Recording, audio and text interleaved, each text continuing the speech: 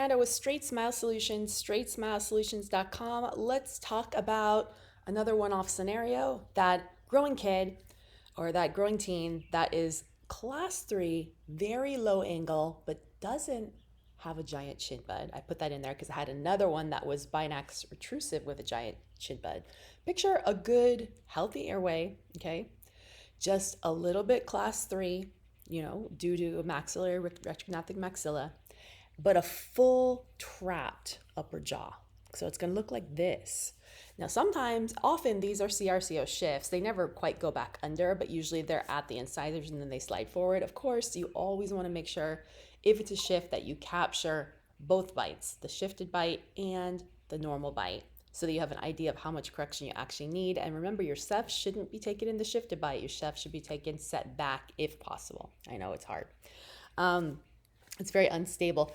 So in this situation, the difference is most class 3s tend to be high angle. Why? I don't know. They just tend to be. I see a lot of class 3 growth, and it's usually paired with high angle and often airway issues. But occasionally you get a very low angle one. I'm talking like total like this. Some of the analogies I remember people saying, and it wasn't me, but in residency, they call it drown in the shower cases, lower jaw ate the upper jaw cases. I mean, where the lower jaw completely encompasses the upper jaw like this.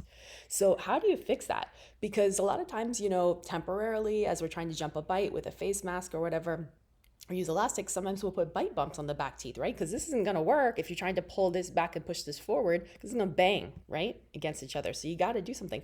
I've used gelbs, I've used posterior bite bumps, I've used posterior acrylic, but that wouldn't be the right thing to use in a very, very low angle case, right? That's going to make things worse. You're not going to be able to correct the vertical. What you need some type of acrylic that goes down behind the lower front teeth. Usually we do it on the top teeth, right? Other way, because it's hitting down here. We need to prop it up here. So what you can do is you can either do like a little removable like splint thing that goes on the lower front teeth. They have to wear it all the time though. Like a removable anterior acrylic bite plate or splint. Or you can stack it on a retainer if you want it to be. These always make me a little nervous unless they're pretty big, because I don't want them to swallow them at night, and I think that's a liability issue. I'd rather stack them on a retainer so it's like a full size. I've seen these fixed, and I've done one fixed before that just sat right here, but I mean, it's a hygiene nightmare, so you'd have to make sure they'd really, really have a water pick or something, and they know how to clean, because the upper is a little bit easier, I think, to clean than the lower, with all the stuff that goes on down there. But anyways, that's what you do. And then once you've got going with the expander and the face mask and bracketed the top teeth, usually it jumps pretty easy. And then once it jumps, you can get rid of that bottom thing. All right, thanks so much.